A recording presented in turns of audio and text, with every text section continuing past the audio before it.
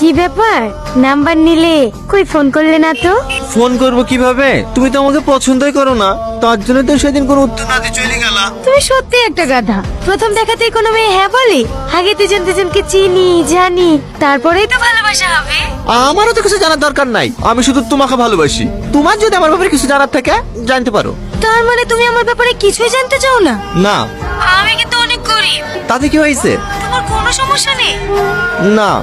আমার কিন্তু একবার বিয়ে হয়েছিল, দুটো ছেলেও আছে। আর ছেলের বাবা? ও তো 2 বছর আগেই মারা গেছে। তাহলে আমার সমস্যা কোথায়? হ্যাঁ, আমি ছেলের বাবাতে রাজি, শুধু ছেলের মা রাজি থাকলে হবে। তুমি আসলে একটা পাগল। আজকে বিকালে এসো। এই কোথায়? রেজিস্ট্রি অফিসে? না, পার্কে। ওখানেই মৌলানা রেখে নেব, হবে না? ম্যাডাম আইসি সাহেব। চলো আসছি। এই হ্যালো, মা ডাকছে। থালা বাসন সব পড়ে আছে, মাজতে হবে তো। তোমাকে পরে ফোন করছি, হবে? ঠিক আছে। কখন ফোন এসেছিল? এই তো 2 ঘন্টা আগে। মায়ের অপারেশন করার লেগে জমি বেচে টাকাগুলো অ্যাকাউন্টে থইছিল।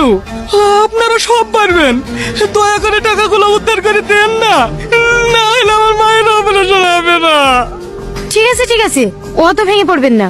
শাহিন, যে অ্যাকাউন্টে ফ্রড হয়েছে তার ডিটেলস আর যে নাম্বার থেকে কল এসেছিল সেই নাম্বারটা নিয়ে নিও। ঠিক আছে ম্যাডাম, আসুন। আপনি ভালো করে দেখবেন ম্যাডাম, আমার মায়ের অপারেশন না করতে পারলে আমার মা মরে যাবে। আচ্ছা ঠিক আছে, কোনো সমস্যা হবে না, আপনি আসুন।